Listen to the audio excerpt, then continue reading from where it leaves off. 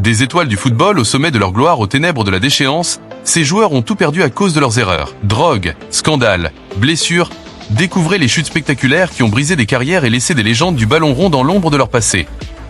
Préparez-vous à découvrir les histoires les plus choquantes du football moderne. Quincy Promes, autrefois l'un des attaquants les plus prometteurs des Pays-Bas, a connu une carrière en dents de scie marquée par des succès éclatants sur le terrain et des controverses en dehors.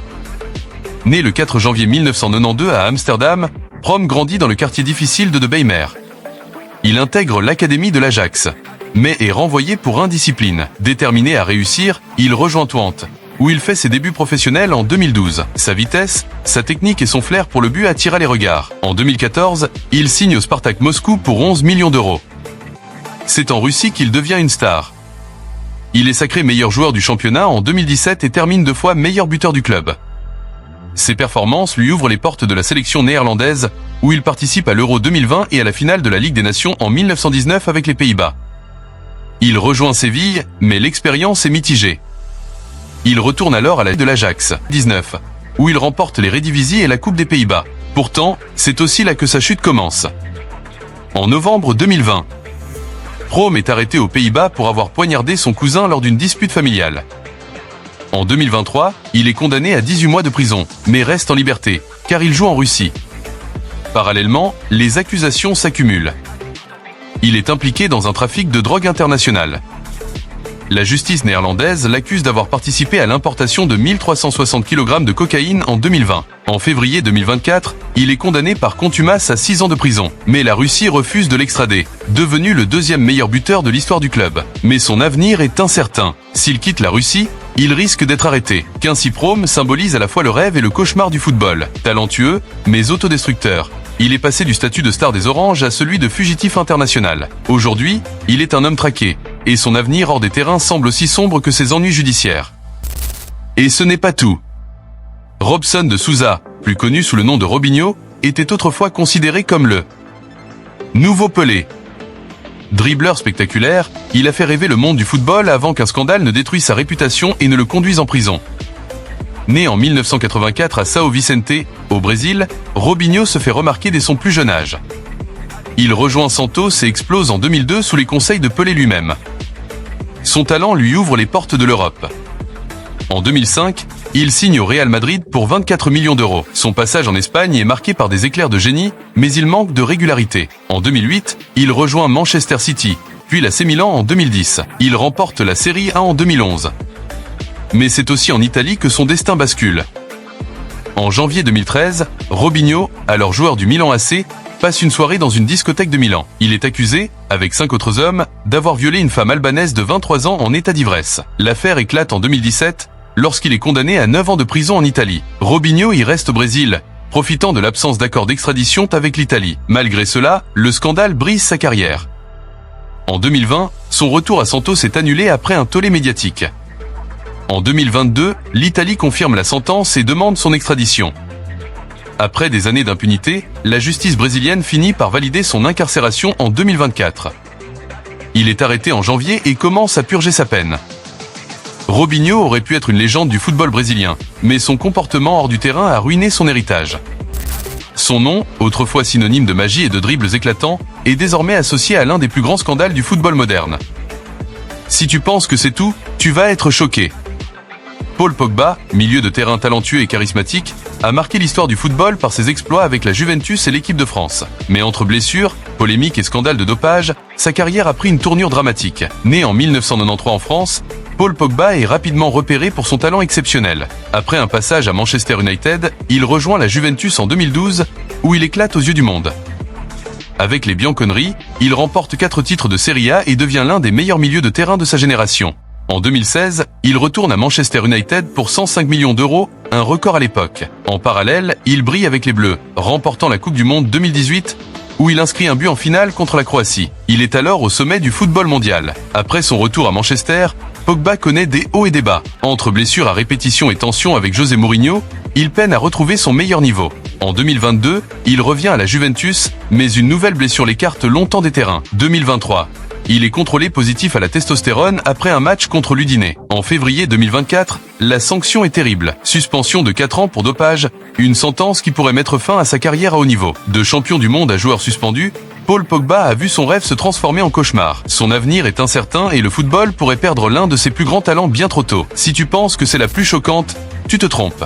Et d'un hasard, autrefois l'un des joueurs a vu sa carrière s'effondrer sous le poids des blessures et des attentes déçues. De sa gloire à Chelsea, à son calvaire au Real Madrid, voici l'histoire d'un talent brisé. Né en 1991 en Belgique, Eden Hazard se fait remarquer dès son plus jeune âge pour sa technique exceptionnelle. Il explose au LOSC Lille, où il remporte la Ligue 1 en 2011, avant de rejoindre Chelsea en 2012 pour 35 millions d'euros. À Londres, il devient une superstar. Son dribble fulgurant, sa vision du jeu et sa capacité à marquer font de lui l'un des meilleurs joueurs du monde. Avec les Blues, il remporte 2 Premier League, 2015 à 2017, une Ligue Europa 2019 et un 6 débuts mémorables. En 2018, il mène la Belgique à une historique 3e place en Coupe du Monde, confirmant son statut de joueur d'élite. Son rêve ultime se réalise en 2019, lorsqu'il signe au Real Madrid pour 115 millions d'euros. Arrivé au Real en tant que successeur de Cristiano Ronaldo, Hazard subit un premier coup dur, une blessure à la cheville dès sa première saison. Mal soignée, elle devient un cauchemar qui le hante durant son passage en Espagne.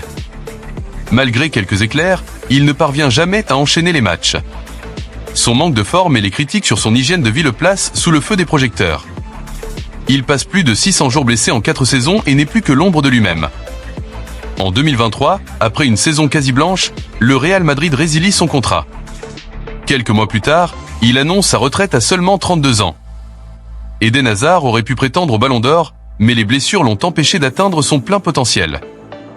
De Chelsea à Madrid, il est passé de magicien insaisissable à joueur brisé, prouvant que même les plus grands talents ne sont pas à l'abri du destin.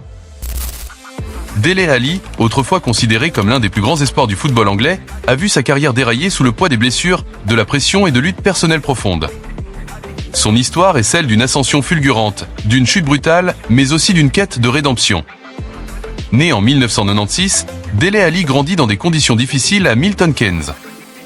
Repéré pour son talent naturel, il rejoint Tottenham en 2015 en provenance du MC Haddon. Dès sa première saison en Premier League, il impressionne par sa technique, sa créativité et son flair pour le but. Sous les ordres de Mauricio Pochettino, il forme un duo redoutable avec Harry Kane et devient un pilier des Spurs. En 2016 à 2017, il inscrit 18 buts en Premier League, devenant l'un des meilleurs milieux offensifs du championnat. Avec l'Angleterre, il participe à la Coupe du Monde 2018, où il marque en quart de finale contre la Suède. Tout semble indiquer qu'il sera une star mondiale. Après le départ de Pochettino en 2019, Dele Alli perd peu à peu son influence. Sous José Mourinho, son temps de jeu diminue et son niveau baisse. Les blessures, le manque de discipline et les critiques constantes le plongent dans une spirale négative. En 2022, il quitte Tottenham pour Everton, mais ne retrouve jamais son éclat. Prêté à Beşiktaş, il est en difficulté et semble perdu sur le terrain. Puis, en 2023, il brise le silence. Dans une interview poignante avec Gary Neville, il révèle avoir souffert de dépression, d'addiction et d'un passé traumatisant, notamment des abus subis dans son enfance. Il confie avoir suivi une cure de désintoxication pour se reconstruire. Dele Alli est plus qu'un footballeur en difficulté. Il est un homme qui se bat pour retrouver un équilibre. Son histoire est celle d'une chute douloureuse, mais aussi d'un espoir de renaissance. Aujourd'hui, il lutte pour redevenir un joueur de haut niveau, mais surtout pour retrouver la paix intérieure. Et ce n'est pas encore fini. Mason Greenwood était considéré comme l'un des plus grands espoirs du football anglais, un attaquant doté d'une finition clinique et d'un talent naturel. Mais une affaire judiciaire a brisé son ascension, le faisant passer du statut de prodige de Manchester United à joueur mis au banc du football anglais. Né en 2001, Mason Greenwood rejoint l'académie de Manchester United dès l'âge de 6 ans. Doté d'un pied gauche exceptionnel et d'une capacité à marquer sous n'importe quel angle, il devient l'un des jeunes les plus prometteurs du club. En 2019, il fait ses débuts en équipe première à seulement 17 ans. La même année, il marque son premier but et devient rapidement un titulaire sous Paul Gunnar Solskjaer. Sa saison 2019 à 2020 est impressionnante. 17 buts, toutes compétitions confondues. À seulement 18 ans, il est comparé au plus grand finisseur du football. Sa montée en puissance continue et en 2020, il est convoqué pour la première fois en équipe d'Angleterre. Tout semble lui sourire. En janvier 2022, un séisme frappe sa carrière. Des accusations de violence conjugale et d'agression sexuelle émergent sur les réseaux sociaux. Sa petite amie publie des photos et des enregistrements accablants. Manchester United le suspend immédiatement et il est arrêté par la police. Pendant plus d'1 an, il reste éloigné des terrains alors que l'enquête suit son cours. En février 2023, les charges sont finalement abandonnées, faute de preuves suffisantes, mais son image est irrémédiablement ternie. Malgré cela, Manchester United choisit de ne pas le réintégrer, préférant le prêter à Retafe en Espagne pour tenter une discrète reconstruction. Mason Greenwood tente de relancer sa carrière loin du tumulte anglais, mais le scandale continue de le suivre. Son talent est indéniable, mais sa réputation est à jamais marquée par cette affaire. Pourra-t-il un jour retrouver une place au plus haut niveau ou restera-t-il comme un immense gâchis du football anglais? Tu n'es pas encore choqué. Hope Solo est l'une des plus grandes gardiennes de l'histoire du football féminin. Double championne olympique et vainqueur de la Coupe du Monde, elle a marqué son sport par son talent et son tempérament de feu.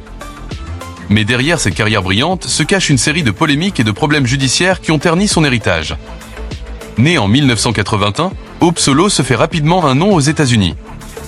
Après une brillante carrière universitaire, elle rejoint l'équipe nationale en 2000 et s'impose comme titulaire en 2005. Sa domination est totale. Ses réflexes incroyables, son jeu au pied précis et son leadership font d'elle l'une des meilleures gardiennes de tous les temps. Elle remporte 2 médailles d'or olympiques 2008. En 2012, elle joue un rôle clé dans le sacre des États-Unis à la Coupe du Monde 2015. Mais si ses performances sont remarquables, son caractère impulsif et ses conflits avec ses coéquipières et entraîneurs commencent à faire parler d'elle en dehors du terrain. En 2014, elle est arrêtée pour violence domestique, accusée d'avoir agressé sa demi-sœur et son neveu lors d'une dispute familiale. L'affaire est finalement classée, mais son image est déjà écornée. Puis, en 2016, après l'élimination des États-Unis aux Jeux Olympiques, elle traite les joueuses suédoises de lâches, ce qui lui vaut une suspension de 6 mois et la fin de sa carrière internationale. Le coup de grâce survient en 2022, lorsqu'elle est arrêtée en état d'ébriété au volant avec ses enfants dans la voiture. L'incident choque l'opinion publique et l'oblige à entrer en cure de désintoxication. Hope Solo restera à jamais une gardienne légendaire, mais son parcours est aussi marqué par ses démons personnels. Dérive d'une athlète au tempérament explosif.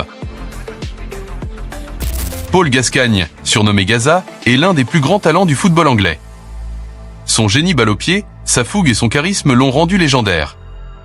Mais ses démons personnels, notamment l'alcoolisme, ont fini par le rattraper. De l'icône du football anglais à l'homme brisé, voici l'histoire d'un talent inoubliable.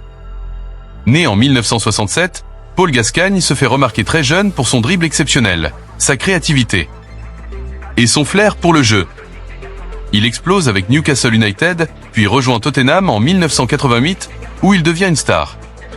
Son moment de gloire arrive à la Coupe du Monde 1990 avec l'Angleterre. Ses larmes après l'élimination en demi-finale contre l'Allemagne deviennent l'une des images les plus marquantes de l'histoire du football. Son talent éclate encore à l'Euro 1996, où son but contre l'Écosse est resté dans la légende. Après des passages à la Lazio, les Rangers et Everton, sa carrière décline, mais son statut d'icône du football britannique reste intact. Derrière son talent immense, Paul Gascoigne lutte depuis toujours contre ses démons intérieurs. Son alcoolisme, ses problèmes de santé mentale et ses excès médiatiques prennent peu à peu le dessus. Après sa retraite, il enchaîne les séjours en cure de désintoxication, les arrestations et les hospitalisations. Ses apparitions publiques, souvent en état d'ébriété, choquent les fans qui l'ont tant admiré. En 2013, il frôle la mort après une rechute sévère. Malgré plusieurs tentatives de réhabilitation, ses luttes personnelles continuent s'assombrir son héritage. Paul Gascoigne est une légende du football, mais aussi un homme tourmenté. Son histoire est celle d'un génie fragile, capable du meilleur sur le terrain, mais incapable de se libérer de ses addictions. Son combat contre l'alcoolisme continue, et le monde du football espère toujours le voir retrouver une certaine paix intérieure. Adriano, surnommé l'Empereur, était l'un des attaquants les plus redoutables de sa génération. Puissant, rapide et doté d'une frappe surpuissante, il était destiné à marquer l'histoire du football. Mais derrière sa carrière fulgurante se cache un drame personnel qui a précipité sa chute. Né en 1982 à Rio de Janeiro, Adriano grandit dans les favelas avant d'intégrer le centre de formation de Flamengo.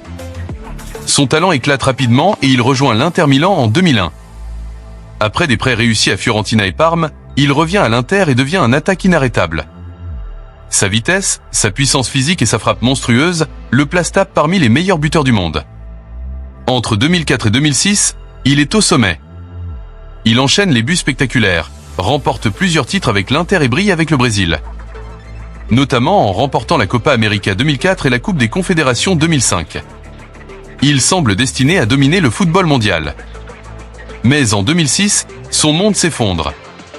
Son père, son plus grand soutien, décède. Adriano sombre dans la dépression et son comportement change. Il multiplie les absences aux entraînements, les sorties nocturnes et les excès. L'Inter Milan tente de l'aider, mais son niveau baisse drastiquement. Il retourne au Brésil où il alterne entre éclairs de génie et longues périodes d'absence. Ses derniers passages à Flamengo, Corinthians et Atlético Paranaense sont marqués par des problèmes de poids et des controverses. Finalement, il disparaît du haut niveau, retournant vivre dans les favelas où il a grandi. Il s'éloigne du football, mais garde une aura de légende dans les rues de Rio. Adriano aurait pu devenir une icône du football mondial. Mais la tragédie et ses démons personnels l'ont empêché d'atteindre son plein potentiel. Aujourd'hui, loin des projecteurs, il reste un homme généreux, aidant les habitants de sa communauté et distribuant de la nourriture aux enfants des favelas. Son histoire est celle d'un talent inoubliable. Rattrapé par la vie, mais dont l'héritage reste gravé dans la mémoire des amoureux du football. Et enfin, Philippe Coutinho, un joueur au talent indéniable, semble être promis à un avenir radieux après un transfert record vers le FC Barcelone. Mais ce rêve est rapidement devenu un véritable cauchemar, entre blessures, critiques et échecs de son intégration dans l'équipe catalane. Né en 1992 au Brésil, Philippe Coutinho fait ses débuts en Europe en 2010 à Inter Milan. Mais c'est à Liverpool qu'il explose véritablement. Son jeu technique, sa créativité et sa capacité à marquer des buts spectaculaires font de lui l'un des meilleurs milieux offensifs du monde. Lors de la saison 2016 à 2017, il devient l'élément clé de l'attaque des Reds avec ses passes décisives précises et ses tirs lointains. Le Liverpool FC connaît une saison impressionnante et Coutinho attire l'attention des plus grands clubs européens. Son rêve se réalise en janvier 2018, lorsque le FC Barcelone le recrute pour la somme record de 176 millions d'euros, faisant de lui le transfert le plus cher de l'histoire du club catalan.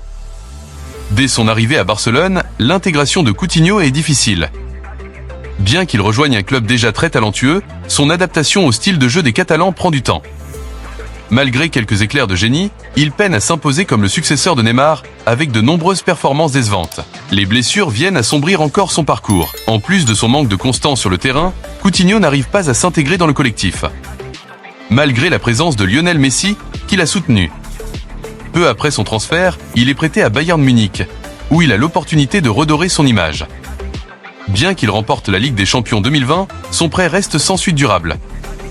De retour à Barcelone, il ne trouve toujours pas sa place et continue d'être blessé ou mis de côté.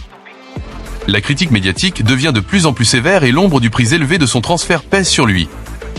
Aujourd'hui, Philippe Coutinho se trouve dans une situation difficile. Après plusieurs prêts à Aston Villa, il semble avoir perdu son éclat d'antan.